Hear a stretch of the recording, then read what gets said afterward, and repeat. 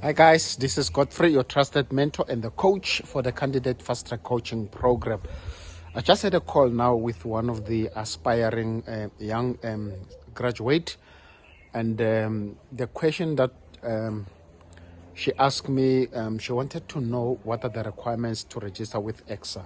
Okay, so having a chat with her to find out the experience that she has.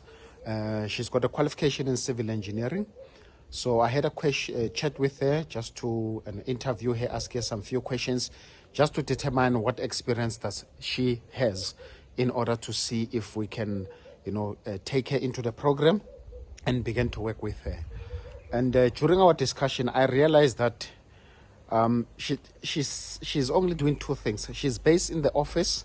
She's only attending meetings and doing reports. I mean, that's not enough experience that will help her to register with ECSA. So I recommended to her to speak to her supervisor that she needs to spend at least 12 full months on site, okay?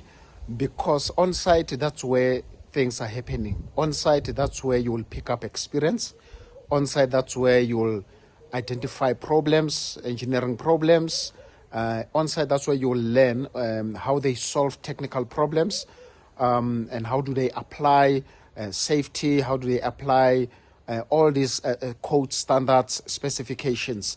That's where you'll pick up those kind of experience. So I said to her, you need to ask your supervisor to go and allow you to go and spend time on site so that you can see how things are done on site. Practical things, because when you begin to do your application form, okay, for ECSA registration, you've got to demonstrate your competencies, your skills and knowledge in engineering activities. And if you don't have that experience, it's going to be difficult for you or for her or whoever is listening to this video, as a tip for this week, by the way, to register with ECSA. When I started my career back in 1999, just as a young graduate, I joined Group 5 when Group 5 was still, around. So I spent, I think, 3 months in the office, and what we did every day, Monday to Friday, the whole 30 days was to fold drawings, stamp them, and then produce transmittal and send them to site. That's all that I did. And I realized that if I want to register with ECSA and this is what I'm doing, I'm not going to realize that goal. Fortunately enough, my supervisor then, he says, look, in order for you to learn and to get good experience, you've got to spend time to site, because we were told that our site is not nice, and all those kind of things. But that's where you need to be, where things are not nice, so that you can learn. So they took us to site, and we went to site. I remember the first project we did was Rasimoni Bafokeng Platinum Mine. That was a huge project. It was about 2 years or so. We spent time on site, and I'm telling you, the experience that I've got, that I learned, things that I've learned on site from guys that were artisans, from suppliers, from contractors, it was a very, very, very valuable experience, such that I used that experience when I did my ECSA report. That was probably 70% of my application form in terms of experience. So I learned a lot of things. So I'm really encouraging whoever is listening, to all aspiring candidate engineers, technologists, technicians, LMIs, don't be happy just by spending time and sitting in the office and doing nothing. I know that some of you guys are in consulting spaces. Spend 30% in the office, 70% on site. Once you have done your basic designs, your procurement and everything, and now the project is on the phase of construction, go to site, so that you spend and see the things that you have done in the office in terms of paperwork. How do they become, practical on site? I really recommend that, guys.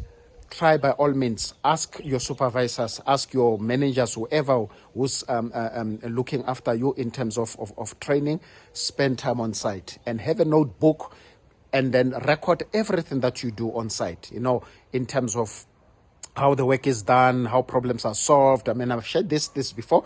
And then in the next coming days and weeks, I'll be sharing some of the experience that you need to pick up when you're on site. Okay, so that's where you will learn, that's where you'll get the experience that you need, that will help you to register with ECSA. I hope this makes sense. I hope this is helping someone who's listening to this video. Share this video with other people, because I've realized in my past 6-7 years doing this coaching and helping people with ECSA application process, when I do the interview, when I chat to people and try to understand the experience, I realize most of the guys, they don't have the correct experience or the right experience. Hence they battle, you know. And one of the questions she asked me, she says, if I'm not on site and I apply the application, I do the application, how would they know whether I was on site or not? I said, they will pick it up during the interview. During the interview, ECSA will pick it up, because they will ask you questions that are practical, competency-based question, you know. So if you haven't spent time on site, you can't lie in this report, and it's not ethical, you understand. So I really commend that people spend time on site, so that people are able to get the right experience, so that they're able to write your reports and then really demonstrate your experience, your competency, and your knowledge in your field or discipline. And I hope this is the good